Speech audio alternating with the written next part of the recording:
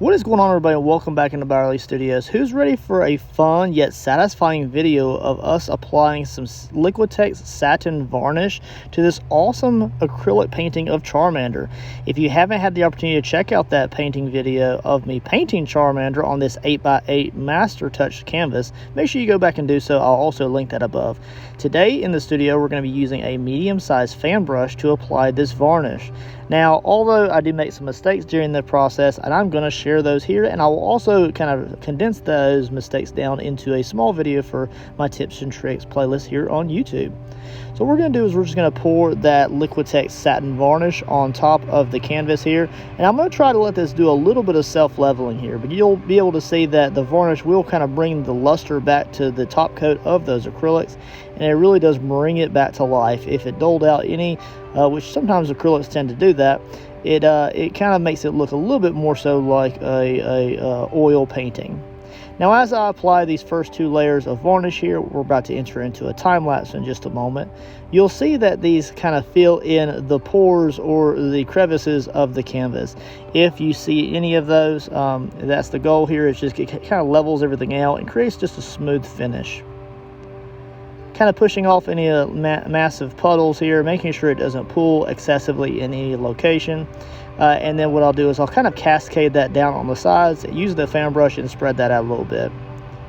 We're going to immediately, once that sets up, probably about 3 or 4 hours later, and we're going to put on a second coat here. Now, I actually put on quite a bit here, and I do let this drip over to the sides, and that's where I come up to my mistake here. Alright, so as I kind of put that on the sides there, now we do have a little bit of excess, and I was thinking to myself, I'm just going to kind of let the excess drip over the edges, and I didn't want to continuously use the brush on the sides and then kind of create like streaks or anything like that, so I just kind of left it. Oh boy, I have some drips that drip down the exterior of the canvas and then onto the back.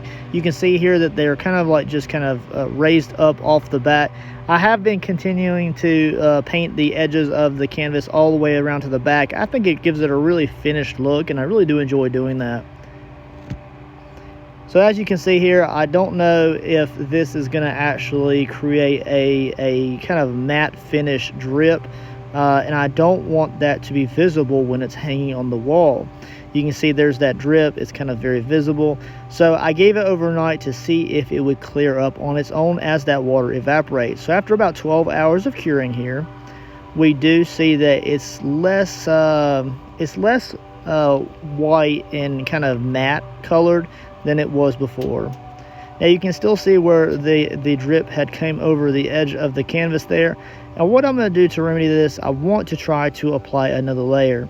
Now I'm sure I could take an X-Acto knife or a razor blade and kind of shave that off and maybe apply some more layers. You can see here I also have some of the Mars black paint that's missing there. I would like to kind of touch that up if possible. And we're going to continue on this process in the attempt to fix these little dripping edges and kind of smooth them out just at least a little bit.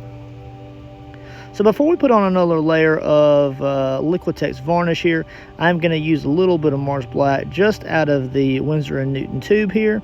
You can also use the paint on the cap right there if you wanted to, just because it's such a small amount. I'm going to give that about 15 minutes to dry up, and then we will go ahead and clear coat this. Now what I'm using here is a flat brush, and I'm just going to go ahead and layer in quite a bit of varnish here.